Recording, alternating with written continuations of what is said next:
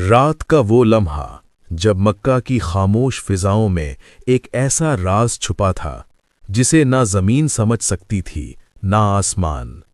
یہ وہ رات تھی جو تاریخ کا رخ بدلنے والی تھی۔ یہ وہ رات تھی جسے ہم اسراء و معراج کے نام سے جانتے ہیں۔ یہ وہ عظیم واقعہ ہے جو حضرت محمد صلی اللہ علیہ وسلم کے ساتھ پیش آیا، ایک ایسا سفر جو زمین سے آسمانوں تک پہنچا۔ یہ واقعہ قرآن مجید میں سورۃ الاسراء میں بیان کیا گیا ہے۔ پاک ہے وہ ذات جو اپنے بندے کو رات کے ایک حصے میں مسجد مکہ مکرمہ سے مسجد اقصیٰ تک لے گئی۔ یہ سفر شروع ہوا مکہ مکرمہ سے۔ روایات کے مطابق اس رات حضرت جبرائیل علیہ السلام تشریف لائے۔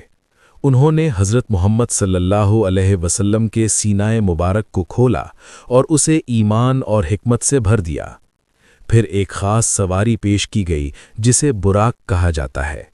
یہ ایک نورانی مخلوق تھی جو بجلی کی رفتار سے بھی زیادہ تیز تھی۔ حضرت محمد صلی اللہ علیہ وسلم اس براق پر سوار ہوئے اور سفر کا آغاز ہوا۔ یہ سفر صرف جسمانی نہیں تھا بلکہ روحانی عظمت کا بھی مظہر تھا۔ چند ہی لمحوں میں آپ صلی اللہ علیہ وسلم مسجد اقصیٰ پہنچ گئے، وہ مقام جو انبیاء کا مرکز رہا ہے۔ وہاں تمام انبیاء کرام جمع تھے اور حضرت محمد صلی اللہ علیہ وسلم نے ان سب کی امامت کروائی۔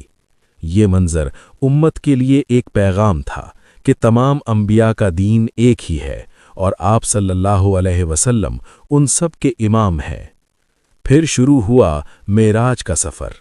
حضرت جبرائیل علیہ السلام حضور صلی اللہ علیہ وسلم کو آسمانوں کی طرف لے گئے۔ پہلے آسمان پر حضرت آدم علیہ السلام سے ملاقات ہوئی، انہوں نے خوش آمدید کہا اور دعا دی۔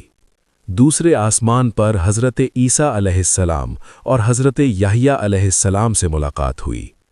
تیسرے آسمان پر حضرت یوسف علیہ السلام، چوتھے آسمان پر حضرت ادریس علیہ السلام، پانچویں آسمان پر حضرت ہارون علیہ السلام، چھٹے آسمان پر حضرت موسیٰ علیہ السلام اور ساتویں آسمان پر حضرت ابراہیم علیہ السلام۔ ہر نبی نے حضور صلی اللہ علیہ وسلم کا استقبال کیا اور خوشی کا اظہار کیا۔ پھر حضور صلی اللہ علیہ وسلم کو سدرۃ المنتہا تک لے جایا گیا۔ یہ وہ مقام ہے جہاں سے آگے کوئی مخلوق نہیں جا سکتی۔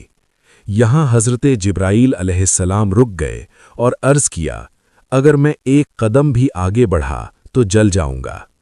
یہاں سے آگے حضور صلی اللہ علیہ وسلم اکیلے گئے۔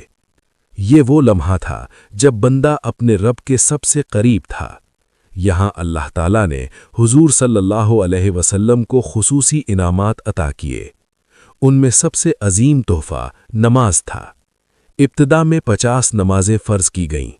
واپسی پر حضرت موسیٰ علیہ السلام نے مشورہ دیا کہ امت اس بوجھ کو برداشت نہیں کر سکے گی، چنانچہ بار بار اللہ تعالیٰ سے درخواست کی گئی، یہاں تک کہ نمازیں 5 رہ گئیں، لیکن ثواب 50 کا ہی رکھا گیا۔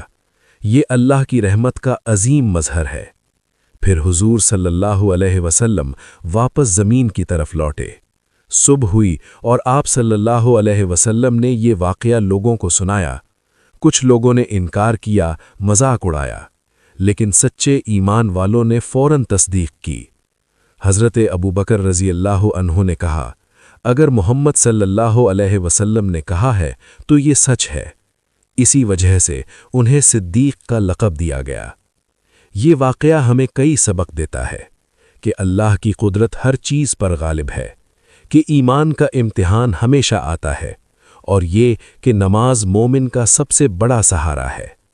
یہ رات صرف ایک معجزہ نہیں تھی بلکہ ایمان کی بنیاد کو مضبوط کرنے کا ذریعہ تھی، اور آج بھی یہ واقعہ ہمیں یاد دلاتا ہے کہ اللہ کے راستے میں یقین اور صبر ہی کامیابی کی کنجی ہے۔